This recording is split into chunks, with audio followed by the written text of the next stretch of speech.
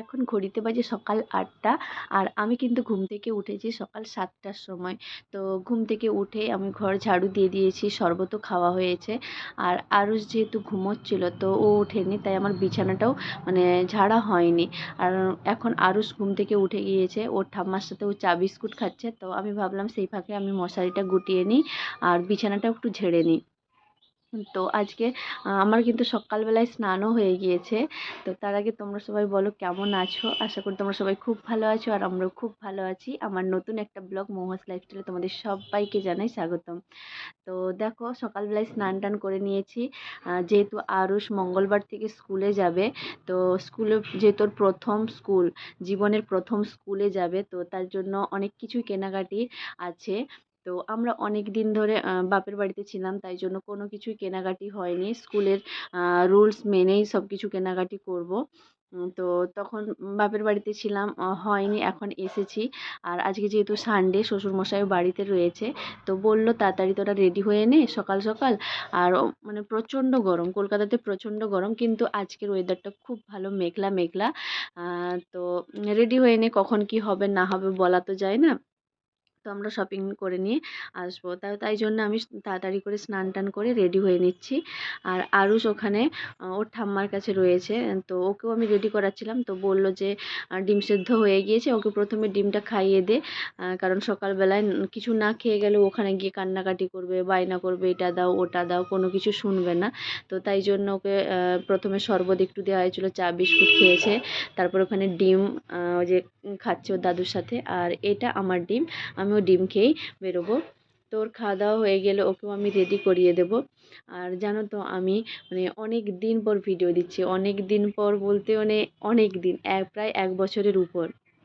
মানে ওর দ্বিতীয় জন্মদিন অবধি দিয়েছিলাম, তারপর আর ভিডিও মানে ব্লগ শ্যুট করা হয়, কিন্তু এডিটিং বলো মানে এডিট কোনো কিছুই করার সময় পাই না বলে আর হয়ে ওঠে না। তো যাই হোক, এখন আমি আরুষকেও রেডি করে নেব। যেহেতু আমার আর বাবার জন্য হেলমেট মানে বার করা হয়েছে, তো ও কান্নাকাটি শুরু করেছে যে আমার হেলমেট কোথায়। আর এই হেলমেটটা ওর বাবা অনলাইনে ও যখন দাঁড়াতে শিখেছিল তখন এনে দিয়েছিল, যাতে মাথায় আঘাত টাঘাত না লাগে। তো সেটাই দিয়ে দিতেও ভীষণ খুশি, কারণ ও বহুবার মানে এর আগেও যখন ছোট ছিল ওটা পরিয়ে ওকে নিয়ে যেতাম বাইকে কোথাও গেলে। তো বলছে হ্যাঁ খুব সুন্দর লাগছে। তো এখন ওর দাদু ঠাম্মাকে দেখানোর জন্য চলে যাচ্ছে। আর চলো আমি ওর জন্য জল আর শাশুড়ি মা বললো যে প্রথমে তোরা ক্যান্টিনে যাস, যে ক্যান্টিন থেকে যদি বাচ্চাদের জিনিস মানে আমরা আমাদের বেশিরভাগ জিনিসটাই ক্যান্টিন থেকে আসে, যদি পাওয়া যায় তো নিয়ে নিবি। কারণ উইপস, প্যাম্পার্স, রুমাল সমস্তটাই যেহেতু পাওয়া যায়, তো তাই জন্য বললো প্রথমে ক্যান্টিনে যাস। আমরা ঠিক আছে ক্যান্টিনেই যাব। তো দেখো আমরাও রেডি হয়ে গিয়েছি। তো ওর ঠাম্মা ওর সঙ্গে মানে লাগছে যে ভাই আমাকেও নিয়ে চল, আমার মন খারাপ হচ্ছে। বলছে হ্যাঁ চলো। মানে তার কোনো যে না নিয়ে যাব না এরকম কোনো ব্যাপার না। তো নিচে এসেই যেটা তার প্রথম মানে চাহিদা, প্রথম যে আমাকে কিন্ডার জয় দিয়ে দাও। তো মানে এক কোণে রাগ করে দাঁড়িয়েছিল যে না কিন্ডার জয় দিতেই হবে। তো বললাম যে এখানে নিতে হবে না, চল আমরা ক্যান্টিনে গিয়ে নেব। আর গাড়িতে ওঠ, গাড়িতে উঠলে দেখবি অনেক দোকান আছে, অনেক ভালো ভালো কিন্ডার জয় আছে। তো তারপর বসলো গাড়িতে। তো ওকে প্রথমে বললাম যে পেছনে বস, কারণ ট্রাফিকে যদি ধাক্কা মানে ব্রেক টেক মারা হয় সামনে, হয়তো মানে পড়ে যেতে পারে। ওকে বলা হলো না, ও তো হিরো, চশমা আর হেলমেট পরে একদম সামনে বসেইছে। তো যাই হোক, বাচ্চা মানুষ, ওরা কোনো কথাই শুনবে না। তো চলো। আর আজকের ওয়েদারটা খুব ভালো, মানে যতটা ভেবেছিলাম যে গরম, গরম না, খুব সুন্দর মেঘলা আকাশ। আর আমরা দেখো কথা বলতে বলতে চলেও এসেছি ক্যান্টিনে। আর এখানে শ্বশুরমশাই হেলমেট ব্যাগগুলো রাখার জন্য চলে গিয়েছে, যা রুলস আছে। তো আর আমাদেরকে বললো যে চল তোরা লাইনে গিয়ে দাঁড়া। তো আজকে না মানে যেহেতু আমরা খুব সকাল সকালও এসেছি, আর এখানে খুব একটা ভিড়ও ছিল না। আমরা প্রথমের দিকেই এসেছি, তো ভিড় ছিল না, মানে সেই ক্যান্টিনটাও খোলা হয়েছে। তো আমরা এখানে দেখো চলেও এসেছি। আর কি কি নেই না নেই চলো তোমাদের সাথে সবই শেয়ার করবো। এইটা খাবে? হুম।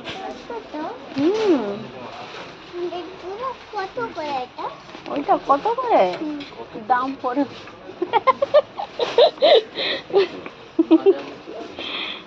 আসো দাম বলবে, আসো। তো দাদু কোথায়? তো আমরা এখানে অনেক কিছু জিনিস পেয়েছি, অনেক কিছু পাইনি। আর আরুষের জন্য ব্যাগ নেওয়া হয়েছে। দেখো ওকে দেখে মনে হচ্ছে যেন ওর থেকে ওর ব্যাগের ওজন বেশি।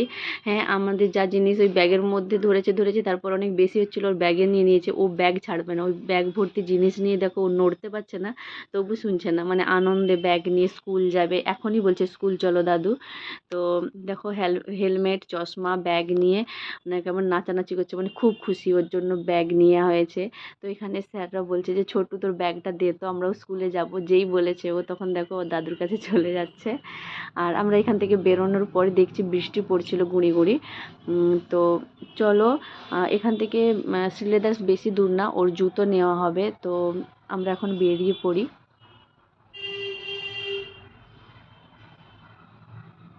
আর দেখো আমরা বেরিয়েও পড়েছি, আর মানে বৃষ্টিটাও শুরু হয়েছে, মানে ভালোই শুরু হয়েছে। সব দিকে কিন্তু বৃষ্টি হয়নি। তো আমরা যে দেখো ভিজতে ভিজতে পৌঁছে গিয়েছি শ্রীলেদার্সে। আর এখানেও না মানে ওর জুতার জন্যই এসেছিলাম আমরা, যে বাচ্চার জুতো মানে শ্রীলেদার্স গেলে পাবোই, মানে এরকম একটা কনফিডেন্সের সাথে এসেছিলাম, কিন্তু পেলাম না। আর আমার আর বাবার জুতা নেওয়া হয়েছে। আর এখানে যে বাবা গাড়িটা পার্কিংয়ে মানে রেখেছে, পার্কিং করছে। এখানে সাধারণত গাড়ি রাখতে দেয় না, তবুও মানে আমরা বেশি টাইম নেব না। তো গিয়ে দেখলাম যে জুতো তো ওর পেলাম না, মানে কি বলবো, ব্যাড লাক। তারপরে ওর জন্য আমরা যোগুবাজার, রাসবিহারী, গড়িয়াহাট সমস্ত জায়গায় ঘুরেছি, পেলাম না। মানে স্কুল থেকে যেই জুতোটা ডিমান্ড করা হয়েছে সেই জুতোটা আমরা পেলাম না। তো একটা চিড় দেওয়ায় নেওয়া হয়েছে, সেটা অ্যালাউ করলে ভালো, আর না অ্যালাউ করলে কিছু করার নেই। তো ওটাই পরে যাবে আপাতত।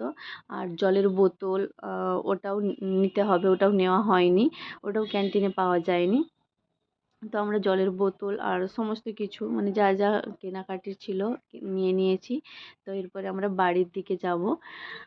তো চলো, আমার ভিডিও আজ এই পর্যন্তই। তোমাদের কেমন লাগলো প্লিজ কমেন্ট করে জানিও।